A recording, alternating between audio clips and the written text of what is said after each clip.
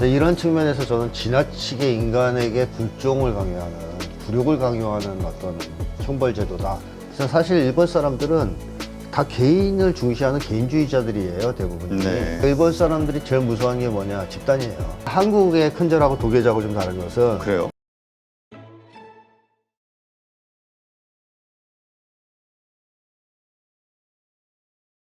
오늘 모신 분은 심리연구소 함께의 김태형 소장님이십니다. 안녕하세요. 네, 안녕하십니까. 자, 오늘은 그 일본 문화 가운데서 그 도계자라는 게 있나 봐요. 네. 그 뭐 영화 같은 데서 보면은 그냥 무릎 해가지고 허리 머리를 땅바닥에 대면서 넙죽절하는 거. 그렇습니다. 그냥 그게 하나의 그냥 예법인 줄 알았는데 네. 그거에도 뭐 깊은 의미가 있다고요. 그러게요. 저도 일본 영화나 드라마를 볼 때 아니 뭐 잘못했다고 저렇게까지 해야 되나 하는 생각이 드는데 그야말로 손을 바닥에 대고 머리를 박지 않습니까? 네. 한참 그러고 있어요. 이제 그게 도계자인데 오래된 하나의 문화라고 그럽니다. 그 위지 외인전에는 그 야마토국 풍습으로 평민이 귀족의 얘기를 들을 때 납작 웅크리거나 무릎을 꿇거나 양손을 땅에 붙이고 경의를 표한다는 기록이 있습니다. 그런 걸 보면 굉장히 오래된 관습이란 걸 알 수가 있고요. 그 다음에 그 고분에도 이런 이제 도계자 장면들이 그려져 있다 그럽니다. 그러니까 아주 오래된 거죠. 오래된 풍습이군요. 예, 예. 근데 근대까지도 계속 이런 게 있었는데 대체로 쇼군들, 그러니까 영주, 뭐 그다음에 이제 이렇게 높은 귀족, 뭐 이런 사람들한테 평민들이 하는 하나의 이제 사죄의 예절이랄까요, 아니면 숭상의 예절이랄까. 꼭 미안할 때만 하는 것이 아니고 높은 사람을 대할 때도 하는 예법이었다. 이렇게 이해가 되고 있습니다. 지금 이게 우리가 하여튼 일본의 그 예법과 관련해서 네. 잘 이해 안 가는 것 중에 하나가 이제 그런 것들. 뭐 너무나 그 명예를 지나치게 그 중요시 여기는 네. 그것을 표현하는 방식. 뭐 지금 말씀하신 도계자도 있고 또 할복. 할복. 할복이 가장 무서운 것 같아요. 네, 맞습니다. 아니 그 일본 사무라이 영화 같은 거 보면 할복하는 장면 나오지 않습니까? 할복은 가장 그쵸. 그 보니까 네. 저는 그냥 쿡 찔러서 죽는 건 줄 알았더니 해가지고 가르는 거라고 하더라고, 배를. 이게 또 갈라서 위로 틀어야 되고요. 와. 그 상태에서 이제 목을 쳐주는 거 아닙니까? 요것도 뭐 신분에 따라서 또 쳐주는 게 좀 다른가 봐요. 근데 이 할복 문화도 이미 이제 10세기 때부터 무사계급에서 사무라이들이 자살 방법으로 이용을 해왔고, 원래 17세기 이게 진행되다가 17세기부터는 아예 사형 제도로서 정확하게 형식을 이제 갖추게 됐다. 아, 스스로 죽게끔 명령을 내리면. 네, 그래서 요게 아까 말씀하신 배 가운데 복부를 깊이 가르고 다시 니은자로 긋고 네, 그런 상태에서 이제 보조자라고 하는 사람이 머리를 쳐주는 이런 이제 의식이죠. 그런데 이게 어떻게 해서 유래가 됐을까 하는 거를 일본 사람이 쓴 어떤 책에는 옛날에 사무라이들이 복부에 인간의 영혼과 뭐 애정, 그러니까 한마디로 이제 사무라이 정신 같은 게 복부에 있다 이렇게 이제 봤다 그럽니다. 그래가지고 용사의 배를 갈라서 그걸 지키는, 무사도를 지키는 자결 방법으로 이제 알려주면서 이제 뭐 정착이 된 거죠. 근데 이게 사실은 금지가 됐어요. 1873년에 메이지 유신을 하면서 할복을 공식적으로 금지했는데 그 이후에도 많이 했습니다. 예를 들면 뭐 군인들, 우익인사, 그러니까 천황이 죽자 육군대장이 할복 자살을 한다든가, 또는 일본이 태평양 전쟁에서 패망하자 8월 25일 날 14명의 집단으로 할복 자살을 시도한다든가, 또 최근에 뭐 그나마 이제 좀 뒤로 오면 70년대에도 우익 작가인 이런 사람이 자위대에서 연설한 다음에 할복 자살을 했다 그래요. 이런 식으로 원래는 제도적으로는 없어져서 이제 뭐 더 이상 그걸 강요하는 것은 없지만 개인적으로는 여전히 할복을 명예로운 자살로 숭상하는 분위기가 남아 있는데요. 저는 이런 두 가지가 모두 다 어떻게 보면 인간에게 지나친 정도의 굴종을 요구하는 방식들 아니냐 하는 생각이 들고요. 이 도계자도 그렇고 자살도 그렇고, 아까 말씀하시면서 생각만 해도 끔찍하다 그랬는데, 아니 그냥 어차피 죽을 거 곱게 죽이면 되지 않습니까? 그렇죠. 그냥 위에서 그냥 알아서 총살을 해주든 뭘 해주든 될 텐데, 개인 보고 자기 배를 가르고 뭐 또 뭐 아니면 이런 짓을 한다는 것 자체가 굉장히 고통스럽잖아요, 사실은. 그러게요. 그리고 근데 그게 어떻게 불명예로 봐야 될까요? 아니면 그 명예스러운 이제까지 제가 알기로는 그 사무라이드나 이런 네. 사람들은 그 명예로운 죽음으로 할복을 생각하고 있는데. 사무라이는 뭐 이제 어떻게 보면 그 단순하게 얘기하면 우리 이 정도로 용감하다. 아, 죽을 때도 스스로 만용인데. 자기 배를 갈라 죽을 정도로. 근데 어차피 죽을 거 뭐 굳이 그렇게 죽는다고 더 용감하겠습니까? 그래서 이런 측면에서 저는 지나치게 인간에게 굴종을 강요하는, 굴욕을 강요하는 어떤 형벌제도다. 이런 생각이 들고, 또 한 가지는 그거를 요구하는 사회 문화도 좀 문제가 있다고 봐요. 그러니까 한국 사람들은 벌써 할복하면은 아우 야 끔찍해, 그런 짓을 왜 하냐, 이런 그렇죠. 생각을 하잖아요. 너무 죄가 많으면 그냥 죽이지. 그걸 그렇게 개인한테 스스로 할복하라고 명령을 하겠습니까? 그래서 한국 사람들은 그렇게 잔인한 방식으로 죽이는 걸 그렇게 좋아하지 않습니다. 네. 그걸 보는 것도 즐기지 않아요. 근데 일본 사람들은 그런 방식을 적어도 선호하는 사람들이 있다는 거예요. 즉 근데 이건 과학적 성향? 과학적. 심리학적으로 보면. 근데 이건 사실 공개 처형이잖아요. 그렇죠. 사람들 다 보는 데서 그렇게 하는 거죠. 특히 이제 죽은 앞에서. 어. 그래서 예전에 사무라이들이 주로 이제 전쟁 나갔다가 지고 오면 딱 그냥 패전을 책임지는 자세로 이제 한다든가, 또는 뭐 오명이나 누명 같은 걸 써서 결백을 증명하기 위해서 자살을 한다든가, 또는 전쟁에서 이겼을 때 무조건 상대방 영주들 있지 않습니까? 다 할복했답니다. 예외 없이. 아, 그래요. 네, 대부분. 그러니까 이제 하나의 이제 관례인 거죠. 그러니까 사실 전쟁에서 졌어요. 난 이제 졌다. 항복 의식인데 그 항복 의식을 아주 상대를 극존칭하는 할복 의식을 한 거죠. 그러니까 나는 이렇게까지 당신 앞에 배를 가를 정도로 이 패배를 승인하고 당신을 존중한다, 높이 본다, 이런 거를 굳이 드러낸 거고, 상대방은 또 그걸 보고 싶어 했다는 거 아닙니까? 저는 이거 자체가 그렇게 건전한 그런 심리는 아니라고 봅니다. 근데 이러한 것들이 그러니까 결국은 이게 사람 생명이 아무리 명예스럽다 하더라도 이게 끔찍하니까 네. 이게 아주 말씀하신 대로 굴종, 완전히 굴복시키는 하나의 맞습니다. 그 강압적 수단이 아니었을까 생각이 얼핏 드네요. 네, 맞습니다. 이게 사실은 사람들한테 너 졌으면 완전히 항복했다는 것을 나한테 표현을 충분히 해라. 그리고 내가 만족할 만한 자행위를 하라. 이렇게 지시하는 거랑 비슷한 거거든요. 네. 근데 저는 이거는 굉장히 좀 안 좋은 어떤 처벌 방법이라고 생각을 합니다. 하여튼 이러한 그 할복. 근데 이제 최근에 그런 이야기가 있어요. 아까 말씀하셨던 도계자, 네네. 그 완전히 그 굴복을 표하는 어떤 그 인사, 절. 네, 네. 이것이 현대판 사회적 할복 아니냐. 지금 이런 경우들이 많이 있나 봐요. 일본에서는. 일본은 한번 뭐 잘못하고 그러면 사회적 비난이 한국을 저리 가라 할 정도로 심한 엄청 쏟아집니다. 이제 사회적 비난 같은 게 한번 딱 걸렸다 싶으면 이제 그거를 면하려면 상대방의 그런 어떤 분노를 잠재울 만한 사과의 방식을 취하지 않으면 피하기가 좀 어렵죠. 그래서 그런 사회적 압력 때문에 어쩔 수 없이 도계자 같은 걸 하는 경우가 많고요. 또 하나는 위기를 넘기기 위해서 이렇게 머리를 일부러 조아리는 그런 어떤 수단으로 악용되기도 합니다. 예를 들면은 뭐 정치인들이 큰 실수를 했다. 다음번에 선거에서 또 표를 받아야 되겠다. 그럴 때 한국도 보면은 큰절하는 문화가 있었어요. 맞아요. 우리도 큰절. 아, 맞아. 우리도 그런 게 있네. 우리도 큰절 하잖아요. 네네. 그래서 하면 큰절하고 인사하고. 네, 그게 이제 보통 이제 집권당 쪽에서 민심을 잃었을 때 많이 하는 게 바로 큰절입니다. 한국의 큰절하고 도계자하고 좀 다른 것은 그래요? 예, 한국의 큰절은 그냥 이렇게 해서 절하고 일어나는 거잖아요. 네. 그냥 잠깐 머리 좋아하는데 일본은 손을 일단 바닥에 자세를 낮춰 붙인 다음에 양손을 굽히고 공손하게 머리를 이렇게 해서 여기 대야 돼요. 아, 머리를 바닥에 대고. 그러니까 우리 옛날에 그 병조호란 때 삼전도의 굴욕이라고 이렇게 머리를 쪘지 않습니까? 쿵쿵쿵 거리면서 항복의식이란 말이에요, 이게. 네. 그러니까 항복하는 거의 급으로 이마를 여기다 대야 돼요. 그것도 그렇게 좀 꽤 오래 있어야 됩니다. 잠깐 있으면 성의 부족이에요. 그렇죠.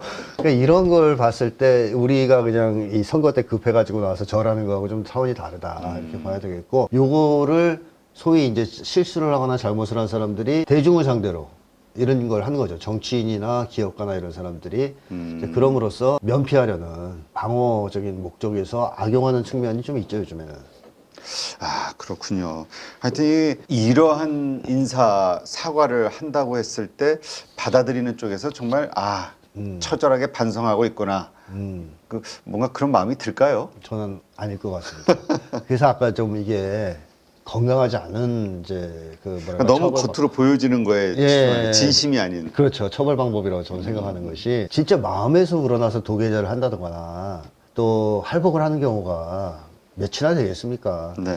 제가 본 드라마 중에는 일본 드라마 중에서 그런 장면도 나와요. 쉽게 하면 쇼군한테 네. 항의를 한 거예요. 뭐라고 따졌어요. 음. 그러니까 딱 나오는 얘기가 이 사태를 모면하기 위해서 할 수 있는 방법 모두 다 죽는 상황인데 지금 그건 네 할복해야 된다. 그런 얘기가 나와요. 한 명의 희생으로 예. 다른 사람을 살리는 살리자. 명분으로. 우리 너희 가족하고 측근들하고 아니면 우리 일가 다 죽는데 네가 할복하면 된다. 그래서 그 사람이 할복한 장면이 나옵니다. 그래서 막 하면서 이제 그 사람한테 잘못했다고 그걸 보여주니까 살려주는 장면도 나오는데 그런 걸 봤을 때 이게 사무라이들이 꼭 명예를 위해서만 했다는 한 자살이라기보다는 어찌 보면은 그걸 통해서 다른 것들을 좀 막아내려고 한 더 큰 참사나 처벌을 좀 모면하려고 하는 측면도 있지 않았을까 싶은데 오늘날 도계자가 그런 쪽으로 좀 악용되는 게 있어요. 그러다 보니까 제가 볼 때 그걸 받아들인 사람이 마음에서 우러난 사과로 이해하면서 마음이 풀어지기보다는 오히려 과학적 성향을 충족시키는 좀 어떻게 보면 병적인 쾌감이겠죠. 그런 쪽으로 좀 남용되는 거 아니냐 하는 생각도 좀 듭니다. 네. 이게 보니까 일본의 드라마에서도 그렇고 그런 사회적으로 그런 일들이 많다고 하더라고요. 이렇게 조진됐으면 너 도자 이거 뭐죠? 그 도계자. 도계자. 너 도계자 해. 네네네. 뭐 이런 식으로 뭔가 되게 강하게 압박을 가해서. 압박을 가하는. 네. 그러니까 근데 이것도 사회적으로 이게 병리 현상이라면서요. 전 그렇게 이게 봅니다. 어떤 심리라고 봐야 됩니까? 그게 제가 아까 처음에 얘기했던 가학심리입니다. 가학 심리. 네. 그러니까 상대방을 완전히 굴복시켜서 자기한테 머리를 조아리게 할 때 쾌감을 느낀다. 이거 병적인 거거든요. 그러니까 가학적 성향이 있는 사람들이 이런 행동을 많이 합니다. 근데 일본 문화, 일본인들의 심리를 제가 예전부터 계속 분석하면서 이 권위주의적 성향이 굉장히 강하다 이런 얘기를 한 적이 있어요. 네. 그게 바로 강한 힘을 숭배하고 강한 힘 앞에 굴종하고 또 거꾸로 약한 힘, 약자에게 힘을 과시하면서 쾌감을 느끼는 그런 어떤 병적인 심리라고 할 수 있는데 간단히 정리하면 일본 사람들이 그런 성향이 굉장히 강해요. 그렇기 때문에 평소에는 윗사람한테 깨지고 살면서 자기가 뭐 버스 잡았다. 너 머리 조아려. 나도 힘 있어. 이 정도 힘을 가지고 있어. 하는 쾌감을 느끼는 그런 건데 일본에서는 그런 사건도 있었죠. 자주. 그러니까 불량품을 이제 사게 된 고객이 네. 찾아가서 점원한테 야, 너 불량품이다 이거. 사과해라. 도계자 해라. 도계자 하는 걸 찍어요 또. 찍어서 SNS에 올립니다. 자랑하려고. 아, 그래가지고 이제 사회 문제가 되고 처벌까지 받고. 그 어디서 우리 백화점에서 사모님이 했던 그 무릎 꿇게 한 주차 요원. 거기죠. 거의 그거죠. 그럼 비슷한데. 근데 우리는 그래도 무릎은 꿇지 땅바닥에 머리는 안 그렇죠. 댔잖아요. 도계자는 아니죠. 거의 비슷한 성격의 갑질이라고 보면 되는 거 아니겠습니까? 사회적 갑질. 예, 저는 그렇게 합니다. 아, 참. 근데 이게 어떻게 보면 또 갑질일 수도 있는데 그 정치인들 혹은 뭐 대기업 그 경영진들 어떤 네. 또 실수하거나 잘못이 드러나면 또 도계자를 한다면서요. 그 면피하려고 그러는 거죠. 이거는 이제 면피용이고. 네, 네. 근데 이것도 보면서 대중은 아 이렇게 그 어떤 악의 모습으로 사과하는 모습으로 거기서 만족감을 얻나 보죠. 평소에는 자기들한테 갑질하는 사람들이잖아요. 그렇지. 평소에는 명령하고 갑질을. 센 사람들. 그 사람이 그렇게 도계자 하는 거 볼 때 통쾌함도 느낄 수 있고 또는 뭐 쾌감도 느낄 수 있고 뭐 진심을 느껴서 감동하는 사람 별로 없을 것 같아요. 제가 볼 때. 그냥 그런 걸 통해서 그래야 쟤네들 한번 무릎 꿇리고 나도 한번 목에 힘주고 쟤네들 절 받아봤다. 이런 것으로서 넘어가는 분위기가 있는 것 같은데 이것도 저는 사실 구조적인 사회적인 문제들이 터트리는 경우가 많은데 사건 같은 거를 개인의 그런 어떤 과도한 사과로 몰아간다면 오히려 부조적인 원인 같은 거는 좀 무시하게 되는 개인에게 지나치게 과도한 책임을 부여하게 되는 그런 문제도 있을 수 있다고 생각합니다. 그 이게 어떤 사과를 한다라는 것은 뭔가 잘못을 했다는 거고 그것이 이제 개인의 문제냐 시스템의 문제냐 네. 조직의 문제냐 어떻습니까? 그런 일들이 벌어졌을 때 사과하는 걸로 끝나는지 아니면 그와 관련된 원인을 아예 없애기 위한 시스템의 변화 뭐 이런 것들을 고민하는지. 일본은 그런 것들을 크게 많이 바꾼 것 같지는 않단 말이에요. 지금까지 사회를 보면 굉장히 그 혁신이 느린 사회 아니겠습니까? 그렇죠. 그런 걸 봤을 때 문제가 터졌을 때 근본 시스템을 바꾸는 노력은 별로 하지 않았다. 제가 볼 때는 오히려 집단 사퇴, 도계자 이런 것으로 그냥 개인들에게 책임을 떠넘기는 경우가 더 많지 않았냐. 예를 들어서 그 후지 TV에서의 성삼납 강요 사건 같은 경우, 뭐 회사가 환골 탈퇴해서 조직 문화가 바뀌었다는 보도 같은 건 없지 않습니까? 그렇죠. 그냥 일괄 사퇴하고 도계자하고 넘어가는 그런 분위기가 좀 있지 않냐. 그래서 아까 이 도계자 문화가 조직의 문제나 집단의 문제 또는 구조적 문제를 좀 개인에게 덮어씌워서 이런 사회 개혁을 방해하는 또 그런 면도 있지 않을까 하는 생각이 들어요. 그 원래 일본의 그 왕따 문화 이지메라고, 네네. 예, 이지메. 그다음에 뭐 자살률이 증가하고 네. 이런 것들이 결국은 이런 그 뭐라 그럴까요? 관용이 부족한 사회? 일본이 관용이 부족한 사회라고 볼 수 있나요? 워낙 그 친절함의 대명사로 또 우리가 기억하는 게 있어서. 그 일본 사람들이 친절한 것은 보통 그 겉마음이라고 불리는 다테마에라고 하는 겉마음의 이제 표현이고요.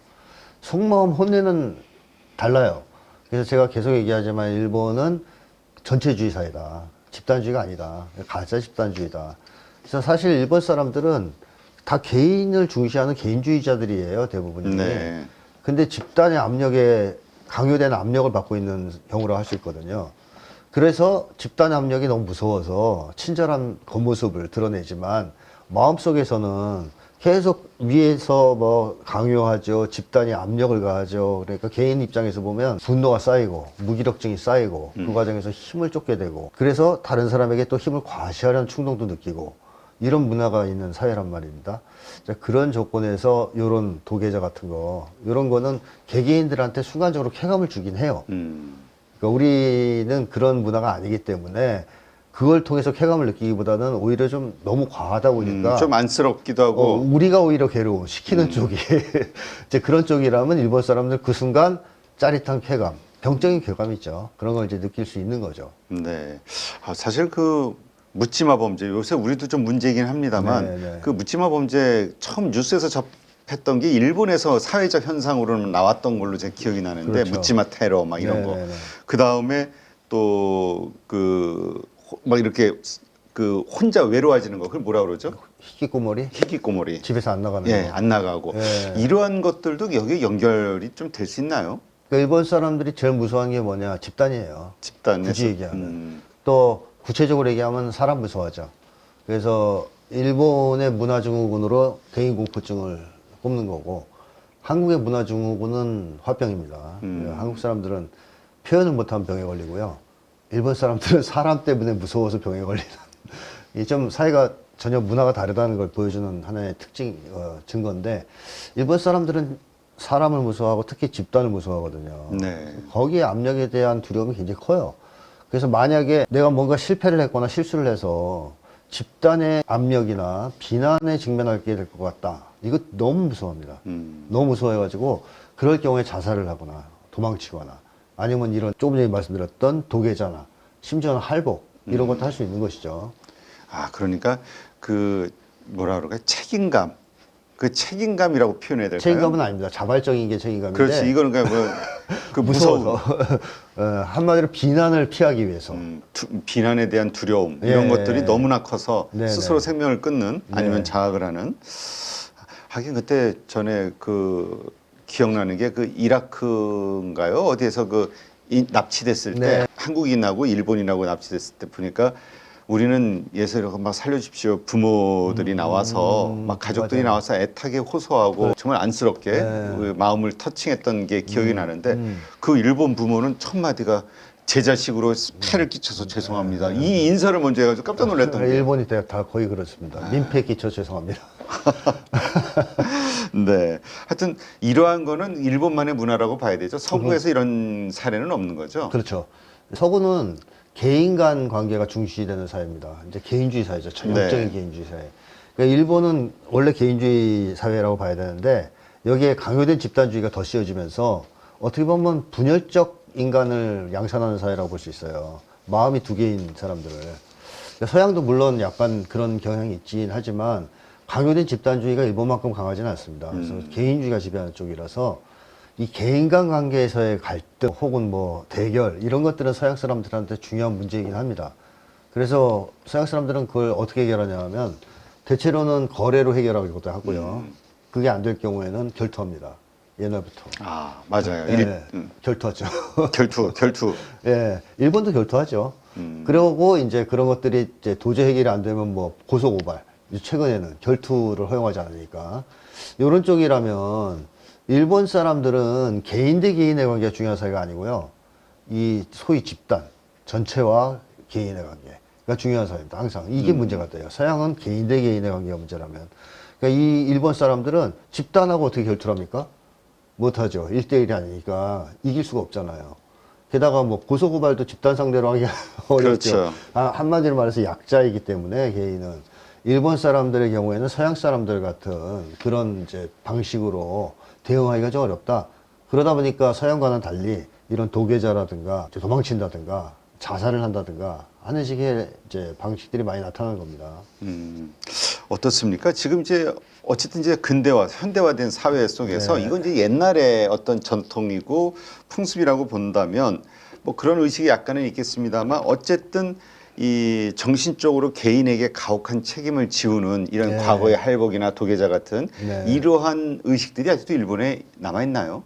그러니까 뭐 지금 할복한 사람은 거의 없죠. 거의 없죠. 네, 없어요. 뭐 하지만 그런 식으로 뭔가 인격살인하는 아니, 어떤 문화, 그런 분위기는 있는 거죠. 아 그런 분위기가. 예, 조금 잘못하면 아주 아작을 내는 분위기가 있는데, 예를 들면 어떤 정도까지 일본 쪽이 좀 문제가 있냐 하면 코로나가 유행했던 시절이 있지 않습니까? 네. 근데 코로나에 감염된 사람은 뭐 죄가 있는 겁니까? 죄 없잖아요. 그 사람이 무슨 죄가 있어요? 그렇죠. 근데 그 당시에 저도 기사 보고 상당히 놀라고 좀 충격을 받았던 게, 일본에서 코로나 걸린 사람들 그렇게 괴롭힌다는 거예요. 차별하면서. 그래가지고 이지매를 당해서 너무 괴로워하는 기사들이 막 나왔어요, 그 당시에. 그래서 일본 사람들은 진짜 이것들은 문제가 있다. 코로나라는 것이 왜 발생했고, 사태가 이걸 어떻게 해결할 수 있는가를 생각하는 게 아니고, 감염된 사람들 개개인을 탓하는, 니네들이 돌아다녀가지고 더 감염이 확대된다는 거잖아. 그러면서 그 집을 막 배척하고 이런 것들도 있었거든요. 네. 근데 한국 같은 경우는 그러지는 않잖아요. 그렇죠. 네, 감염자들에 대해서 뭐 오히려 안쓰러워하고 치료해 주려고 그러지, 그 사람들을 배척하고 뭐 혐오하고 그러지 않았지 않습니까? 이런 점에서 보면 상당한 차이가 있다. 그래서 최근에 21세기에도 일본 사회 분위기가 그런 점에서는 그다지 건강하지 못하다, 이렇게 말씀드릴 수 있습니다. 네. 그리고 뭔가 이렇게 자꾸 희생양? 찾으려고 그럽니다. 희생양을 찾아서 지금의 문제를 덮을, 아까 말씀하신 대로 네네네. 근본적인 문제의 원인이 무엇인지 그걸 해결하는 게 아니라 그냥 네. 일단 이 순간을 모면하는. 그렇죠. 음, 그러니까 서양 같은 경우는 개인 간 갈등 조절이 제일 중요한 문제라고 본다면, 일본에서 제일 중요하게 생각하는 것은 집단 이탈자입니다. 집단에서 이탈하는 자. 절대 용납 안 하는 거예요. 네. 거기에 이제 해당되는 사람들이 실패한 사람, 실수한 사람, 이런 사람들이 집단 이탈자거든요. 네. 근데 개인들이 원하지 않는 강요된 어떤 규칙이나 규율을, 집단주의를 강요하려면 처벌이 엄격할 수밖에 없어요. 네. 그러지 않으면 따르지는 않을 테니까. 그래서 일벌백계를 넘어서는 아주 잔혹한 처벌들이 도입된 게 아니냐 하는 생각이 들고요. 그게 이제 안 될 경우에는 희생양을 만들어서 집단 이지매를 가도록 해서 집단 내의 불만들을 그쪽으로 해소하도록 하는 그런 문화도 일본에 있는 것이죠. 그래서 저는 일본이 어떻게 보면 둘 중에 하나를 그냥 했어야 된다. 개인주의 사회로 가든가, 원래 개인주의 성향이 강한 사람들이니까 네. 서양처럼, 아니면 한국처럼 진정한 집단주의 쪽으로 오든가 했어야 되는데, 그것도 아니고 어떻게 보면 가짜 집단주의가 된 것이 이런 문제의 근원 아니냐 하는 생각이 듭니다. 네. 알겠습니다. 관동 대지진. 네네네. 그때도 한국인 때문에 이게 뭐 일어났대서 학살이 일어났던 네, 원인이 대규모 됐던. 학살을 했죠. 조선인한테 떠넘기면서.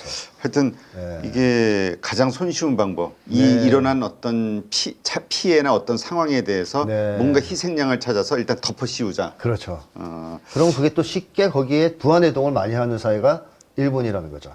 그렇기 때문에 내가 거기에다 혹시라도 거기에 휘말릴까봐 두려워하는 집단의 그렇습니다. 어떤 결정. 네네.